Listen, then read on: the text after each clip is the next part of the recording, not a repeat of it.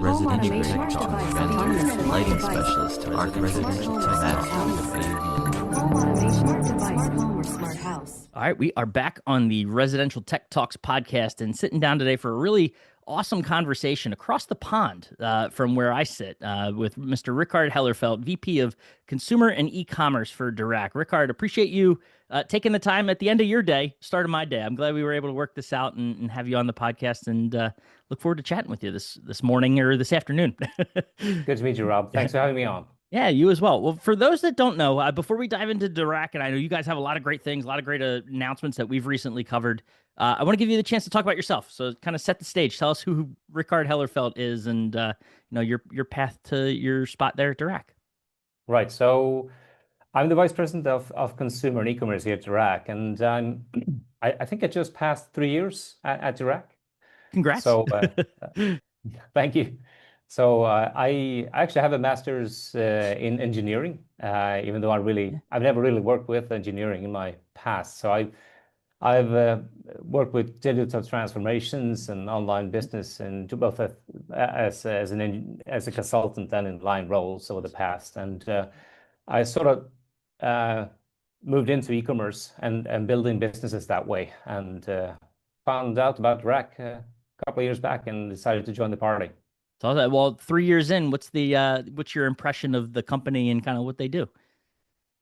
So I've never really worked that deeply involved in companies that's so centered around technology and cutting edge technology. So that's been kind of a new adventure for me. Then I have worked with both startups and big corp in the past. So from that perspective, Dirac is on the smaller side of it, and I guess what I'm bringing to how can we build business around what's unique with Dirac and kind of bring that technology out there. So basically expanding the consumer business has been my task as a side job. So that's what I'm up to.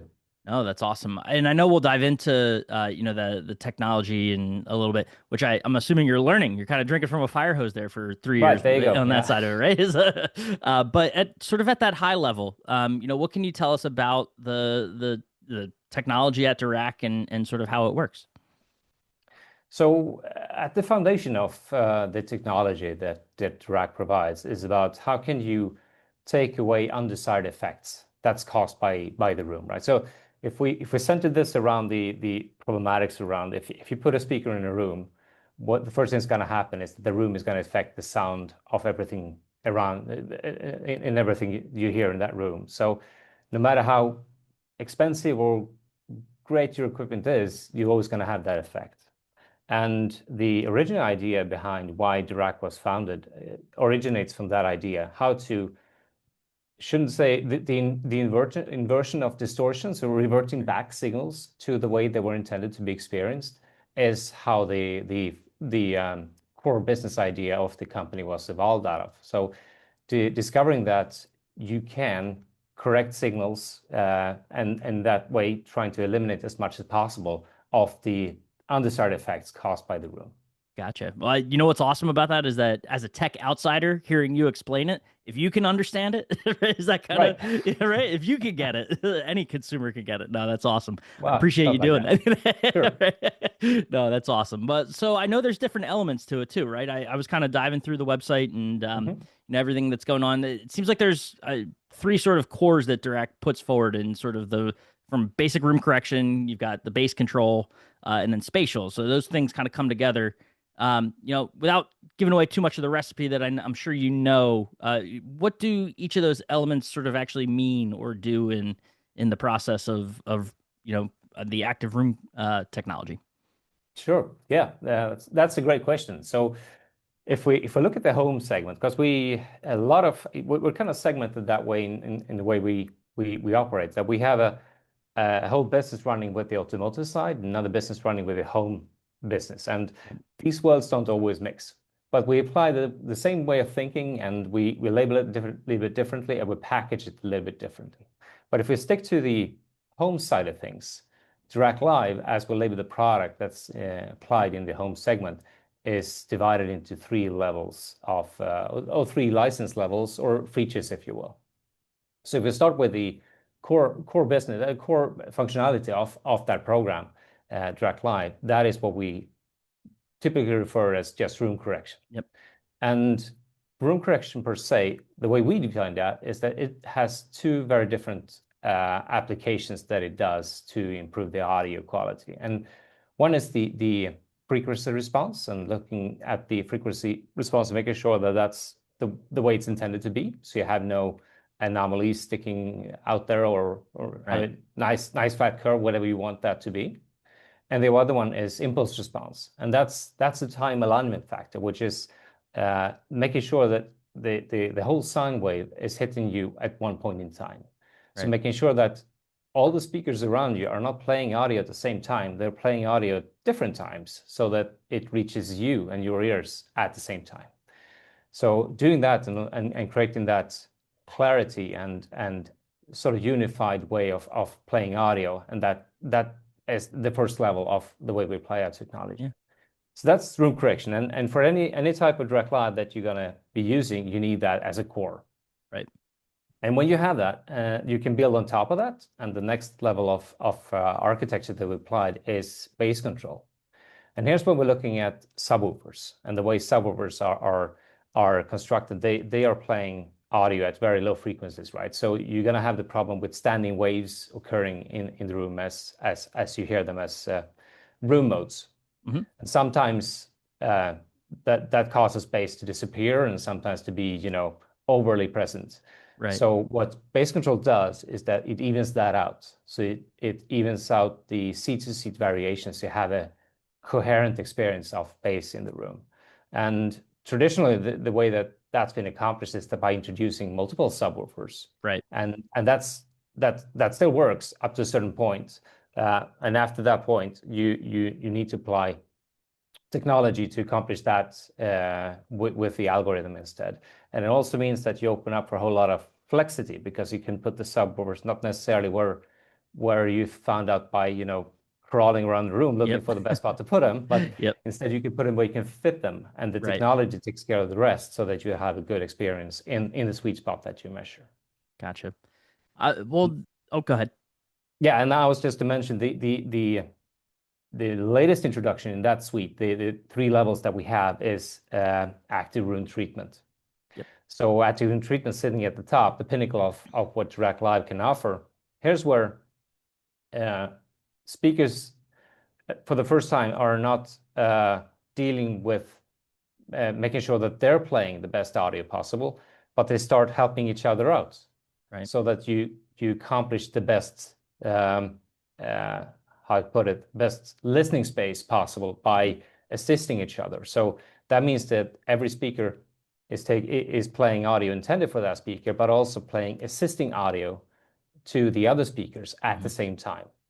And what that accomplishes is that we reach a sharper decline in decay time. So undesired lingering noise is taken away more rapidly. And another extra layer of the undesired audio created by the room is taken away by applying ART on top of it. Right. And basically, that's the three levels that make up Dirac Live today. Yeah, I appreciate that deep dive for sure. I think to the audio enthusiast listening, everything you're saying makes a lot of sense. And it helps to explain why this is such a awesome technology that has been introduced, and we'll get into some of the partnerships too in a little bit. But even for the average consumer that might be listening, the idea that this what is possible, I think it's more of an experience thing. And I have to imagine for yourself too, the first time you went from hearing a space that hadn't had this technology applied to what it can do, once it has been applied and gone through that process. I imagine you've seen some rooms go through that, and can you kind of explain sort of the difference, if you will? I know it's hard to explain audio, right? Like what you're hearing, but at the same time, I feel like you might have the words to be able to do that. Right, that's the delicate part, right? How do you describe the audio? And in often cases, you have something to compare against. And when it comes to the technology that Dirac is offering, it's hard to do that comparison, because there's not too many other products or software or algorithms out there that actually do this. So the way I've experienced it in the past is that you apply them layer by layer. You apply room correction, you can clearly tell the difference. There's improvement in clarity and, these things that you typically aren't wanting to hear, right? The effects created by the room are taken away. And as you apply layer by layer, you incrementally can hear the difference. I mean, sometimes the difference is not that, Right. perceptible. It can depend. If you have a really well-treated room, the delta when you go step by step is going to be smaller. So in that sense, the less acoustically treated room you have, the more you might experience that difference, right?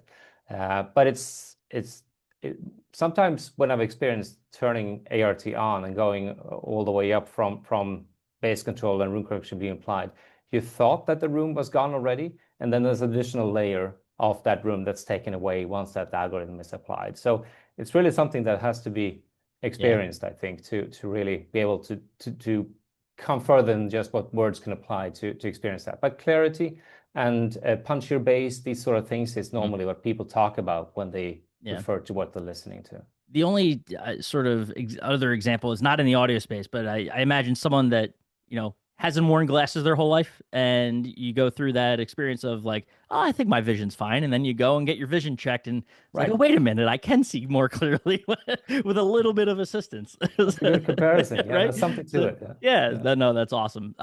So a little bit, one other follow-up on the process of, this technology. Is it something that, I imagine you think about a room and how a room can change in a home and new furniture gets introduced or removed.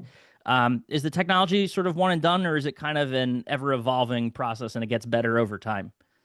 That's a good question. I mean, the word active room treatment implies that it's an active feature turned on, right? But what we had in mind naming the feature is that we wanted to compare against, passive treatment that you normally put on the walls of the room and so forth. And instead of having that passively treated, you do that actively with the speakers instead, accomplishing the very same thing. Now, it is active in the sense that all the audio that you're playing to be listening to, that's being passed through the algorithm. So in that sense, it remains active, right? And adjusting for that, accomplishing what you want. But it doesn't evolve over time. If you introduce more people, or if you have other noise occurring in the room, there's no microphone being active as you're playing to kind of pick that up and adjust for it. That's not what it does. Gotcha. No, that makes perfect sense. And I know too, we talked about briefly, I mentioned the partnerships and some of the recent news we've covered. I know Denon and Marantz, two new names that were introduced. I have to imagine from your seat, probably some of the more exciting stuff to talk about, right, is getting it out there in front of more consumers. So first, just talk about the partnership and the importance of it to the brand and, even to the other side, to the Denon and Marantz teams. Right. So, Denon and Marantz are with us since a few years back, and we've managed to roll out both room correction and bass control quite in a rapid pace with Denon and Marantz, and now we're looking at ART coming around the corner as well. So I mean that's been working real smoothly, getting these technologies out in that pace, and over time it's kind of changed the average consumer of Dirac Live as well, introducing quite a wide range of products, and also the sheer volume stuff. It means that we are also encouraged to look more into a product. How can we adapt the product to be more apt and easy to use and for a wider audience, if you will. So I think that's in terms of what the collaboration has benefited for both companies. I mean,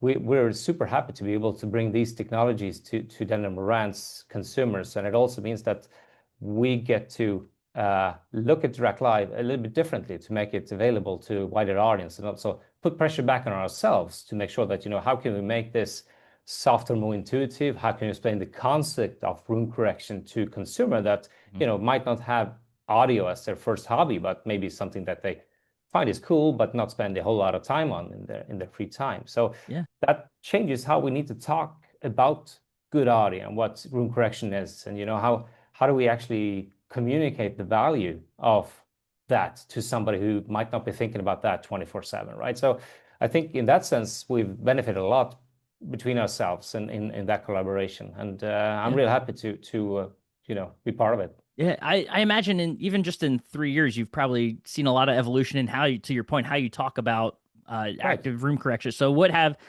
don't know if you can get too much into it, but how has that message evolved, or how is the way you're talking to consumers evolved, or even on the other side, like what have you learned from either the Denon and Marantz teams or just talking to consumers that has sort of reshaped how you approach these conversations? I think we're still learning, and I Yeah, still think so that's a process, right? And well, understanding that's a how can we, good thing. Always should be still learning, right? right? Yes, I hope so, right? Yeah. Don't want to stagnate, right? Right. No, but, no, but I think we're still on that path, trying to Yeah. discover new ways of communicating, and sometimes we try out ways of communicating and see how that, does it float, that Yeah. sort of concept. And I think it's all about, making it more understandable, breaking down the terms, talking in Yeah. layman's terms. There is a moat to this industry, if you will, and a lot of people in this industry have been in it for a long time. Hmm. There's a lot of acronyms and there's a lot of know-how, and the fact that it's not always accessible to the end consumer how to measure quality.